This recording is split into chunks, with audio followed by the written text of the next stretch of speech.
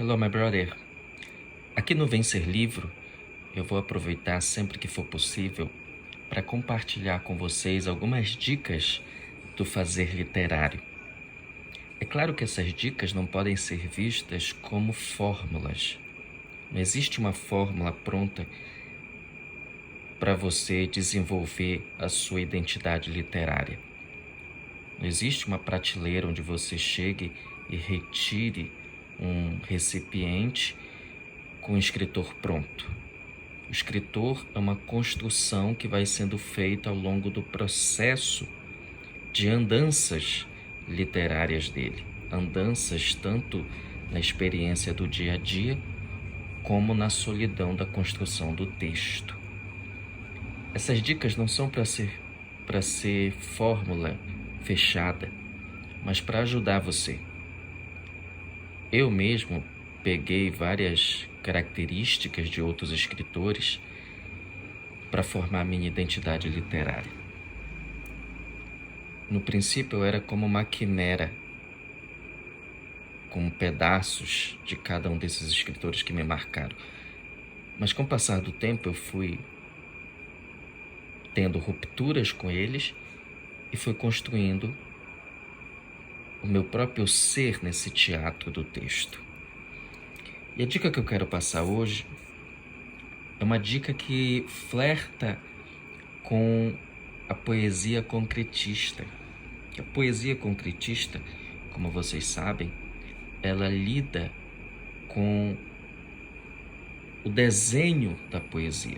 Tudo na poesia concretista tem significado. Não é apenas a palavra, mas a forma como essa palavra é construída no papel. Sempre que você for construir um texto em prosa, você precisa ter em mente a parte estética de um texto. É como se você pegasse um texto, vamos dizer que eu tenho aqui nesse papel um texto escrito, e sem tentar entender o significado de cada palavra, o significado do conjunto desse texto, a mensagem, narrador, nada disso. Apenas o signo expresso na página. Eu preciso organizar esse signo de modo que a primeira impressão, que às vezes é uma impressão que não é claramente perceptível, mas que fica no seu subconsciente, é a forma como esse texto é organizado. Por exemplo, você vai construir um texto, aí você escreve uma linha no seu parágrafo inicial.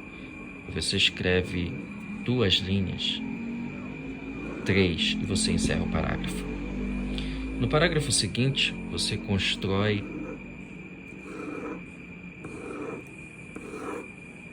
umas 5 linhas. Aí você encerra o parágrafo e constrói um parágrafo de 2 linhas. Observe que eu comecei com 3, depois eu fui para 6 ou 5 e voltei para 2.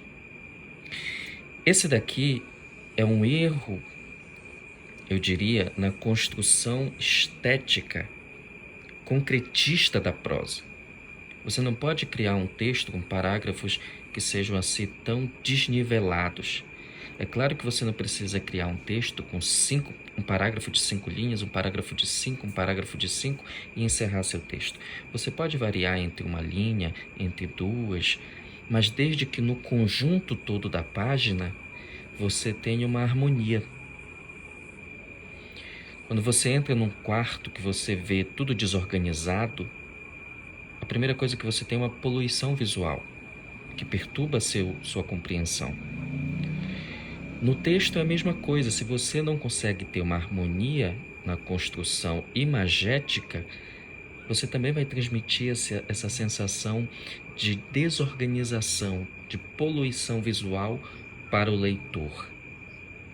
Por isso, é bom quando você estiver construindo seus parágrafos, você procurar harmonizá-los. E detalhe, é muito comum que o escritor nos seus primeiros parágrafos, ele saia atirando toda a bala que ele tem. E quando ele chega no último, ele já não tem muita coisa para dizer. E aí ele termina o texto com 3 linhas. E aqui em cima ele construiu o texto dele com parágrafos com diversas linhas.